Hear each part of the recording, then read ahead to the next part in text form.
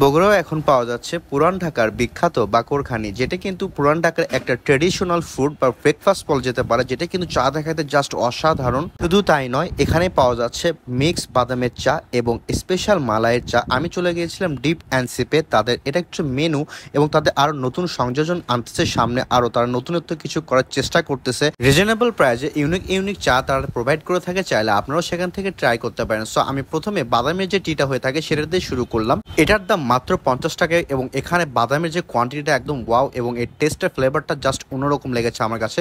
Then try করলাম তাদের এখান থেকে যে বাকরখানি যে চাটা সেটা। তো প্রথমে বাকরখানি দিয়ে শুরু করব। এটা মুচমুচে ছিল এবং এটা ছিল মিষ্টি বাকরখানি, একটা হয় নোনতা বাকরখানি। এই মিষ্টি বাকরখানিতে মালাই চাইতে খাইতে আমার কাছে মোটামুটি লেগেছে, তবে এটার দাম হচ্ছে 60 টাকা এবং প্রতি পিস বাকরখানি যদি আপনি এক্সট্রা করে নেন প্রতি পিসের দাম পড়বে 20 টাকা করে। এবং এখন যদি মালাই চায়ের টেস্টের কথা বলি, এটা আরেকটু ইমপ্রুভ করতে হবে, তাহলে ঠিকঠাক লাগবে। সত্যি কথা বলতে গেলে আমার কাছে মালাইটি হচ্ছে এই বাদামের চাটা বেশি ভালো লেগেছে।